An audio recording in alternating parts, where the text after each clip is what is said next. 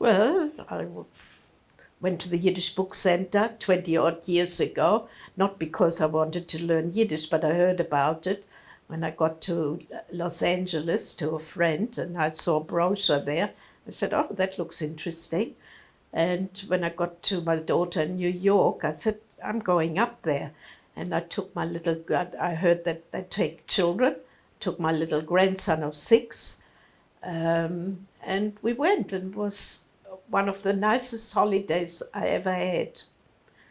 And, you know, I like learning. Oh, I remember Aaron Lansky's lectures, and there was another professor there, I can't remember his name now, who gave, the two of them gave lectures every morning, and we had Mendy Kahan, who's in Israel now. He was doing sort of theater, which of course I joined, and that was good fun. And dance. It was a very, you know, full week. I think 98 or 99 it must have been.